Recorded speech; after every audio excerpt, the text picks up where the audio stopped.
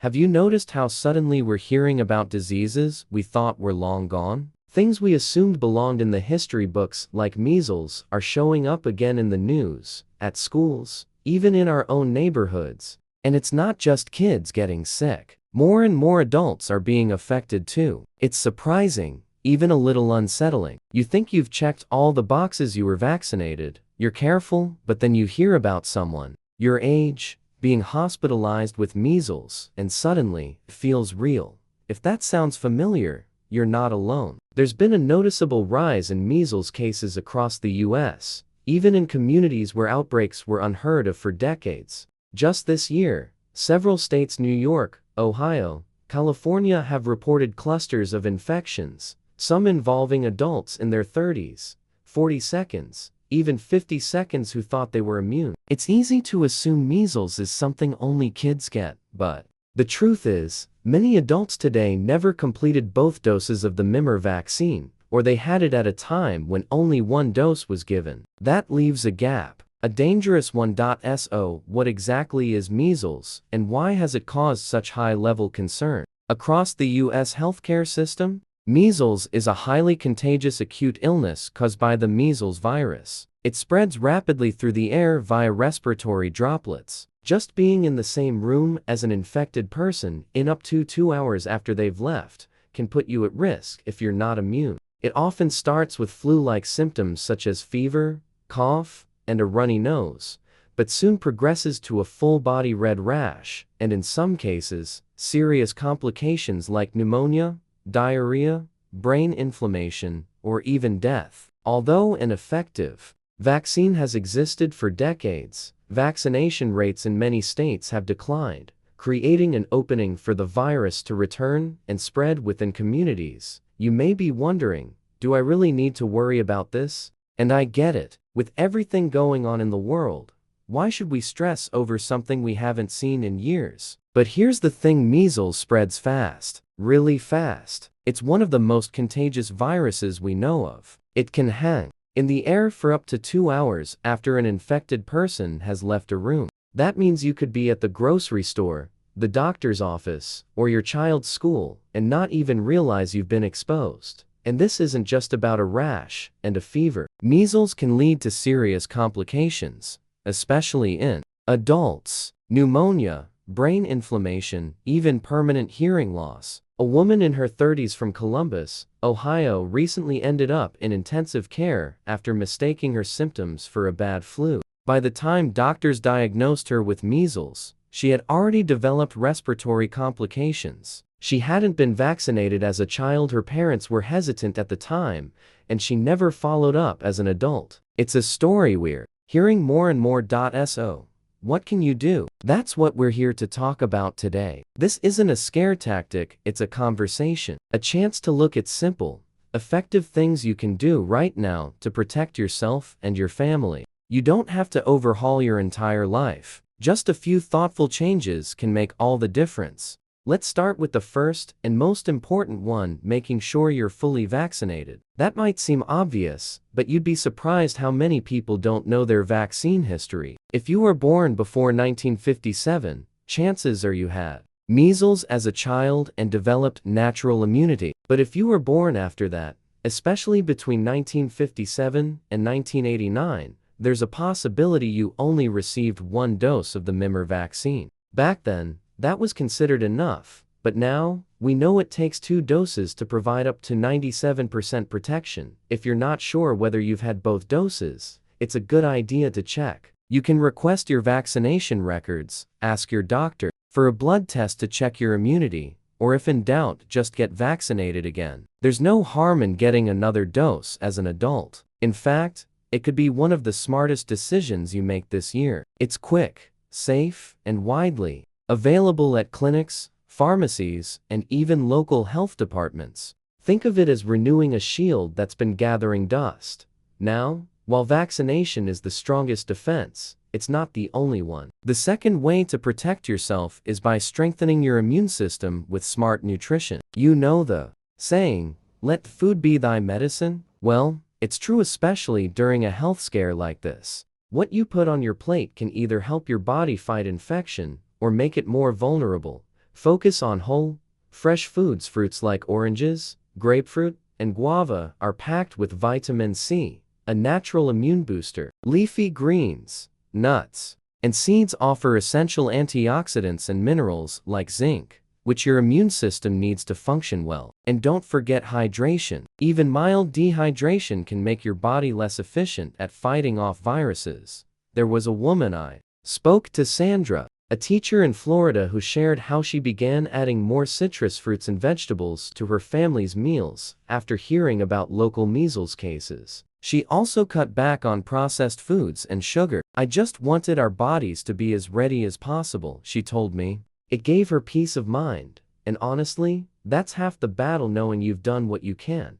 Of course, staying healthy isn't just about what you eat, it's also about how you live. That's why the next point is so important, and we'll dive into it right after this. Now, let's keep going. We've talked about vaccination and the power of nutrition, but those aren't the only tools we've got. When it comes to protecting yourself during a measles outbreak, your daily routine, those small things you barely think about, can actually make a big difference. And that brings us to something simple but incredibly powerful: movement and sunshine. Oh, it might sound basic, but regular physical activity, even something as easy as a 20-minute walk, gets your blood flowing, your lymphatic system moving, and your immune cells alert and active. It's like waking up your body's defense system. Pair that with a bit of morning sunlight, and you're giving your body a double benefit: movement plus a natural dose of vitamin D. And vitamin D is crucial. It helps regulate immune responses, reduce inflammation, and strengthen your ability to fight off viruses, including measles. I recently heard from a couple in Arizona,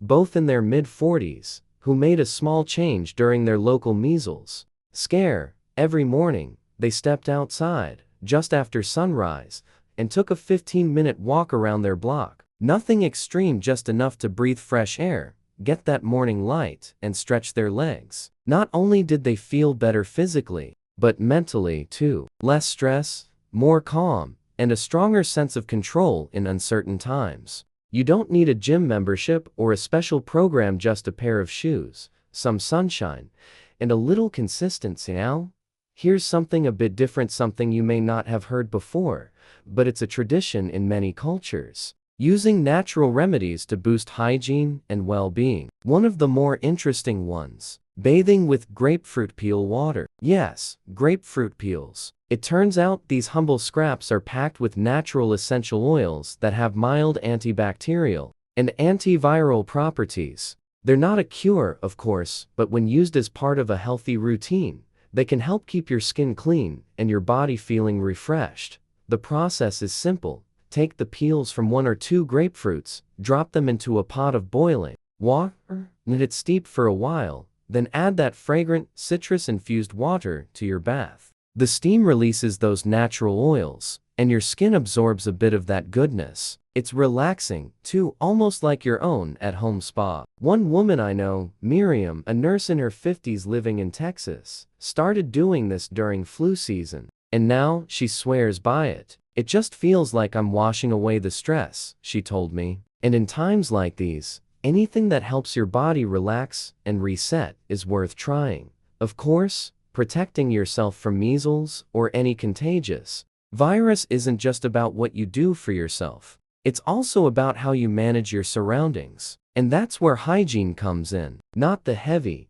clinical kind, but those simple habits that keep germs from spreading in the first place. Washing your hands regularly, especially before eating, after touching public surfaces, or coming home from errands, goes a long way. So does being mindful of what you touch. Think about how often we put our phones down on public tables or grab door handles, then touch our faces without thinking. Keeping hand sanitizer nearby and wiping down high-touch surfaces at home can become part of your normal rhythm, just like brushing your teeth.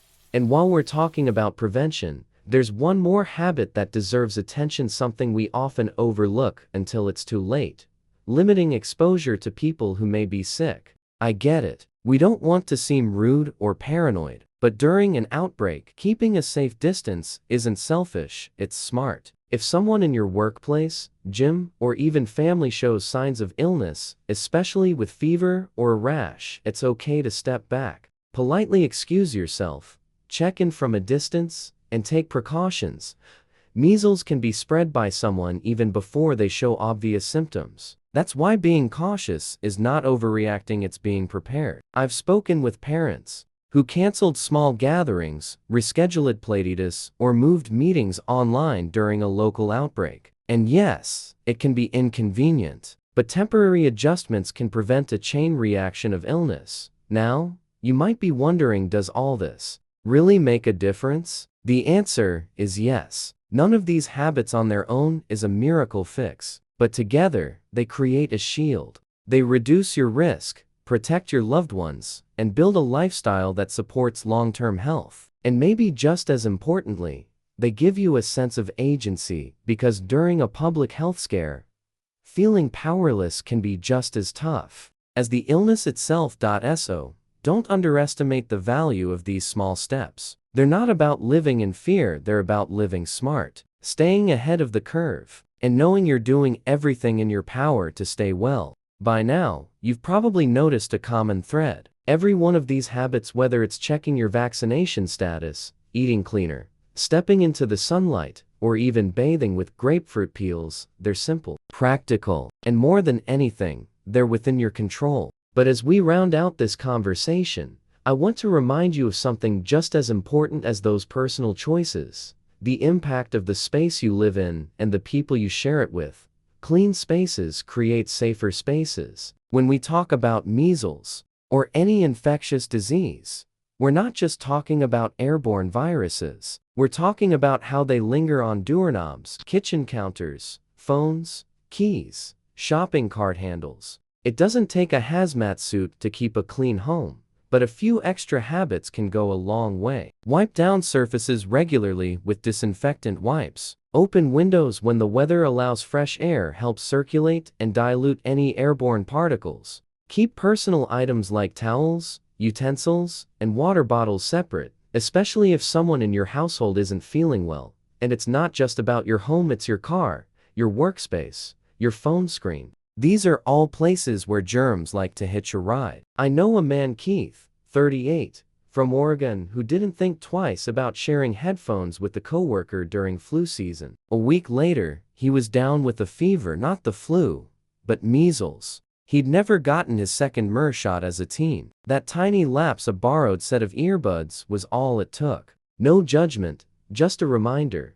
In times like these, the details matter. But the sixth and final way to protect yourself might be the hardest for some of us: keeping our distance when needed. We're social beings. We want to comfort loved ones who are sick, attend birthdays, show up at gatherings, shake hands, hug. But during an outbreak, a little space can save a lot of suffering. That doesn't mean cutting yourself off from everyone. It means being mindful. If someone's unwell, it's okay to wave instead of hug. It's okay to ask coworkers to meet virtually. It's okay to say, let's reschedule.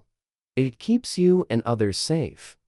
What's powerful about this approach is that it's proactive, not reactive. You're not waiting for bad news to act. You're preparing intentionally, with small habits that build a stronger foundation. And you're modeling something important, especially if you have kids or aging parents in your life. You're showing them that being careful doesn't mean being fearful. It means being informed, being thoughtful, being ready. Now, if you're sitting there thinking, I'm doing some of this already, that's fantastic. Don't underestimate how much of a difference even one of these habits can make. And if a few of these ideas are new to you, or maybe a little out of your comfort zone, that's okay too. Start small. Choose one habit this week, then another next week. This isn't about perfection, it's about progress. You don't need to be a doctor or a public health expert to stay safe. You just need to care enough to act. Measles may be contagious, but so is awareness. So is calm. So is smart decision making. And those things spread faster when we talk about them like we're doing here.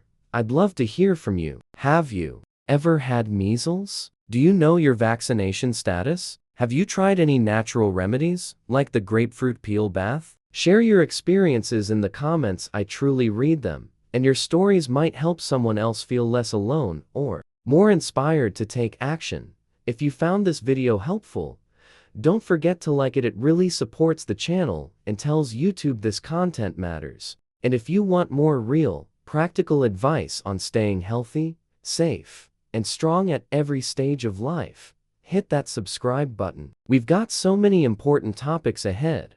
You have more power than you think to protect your health, to support your community, to choose habits that build resilience not just for this outbreak, but for whatever comes next. Let's face the world feeling ready, not worried. Here's to smart choices, steady health, and living well no matter what age or season of life you're in.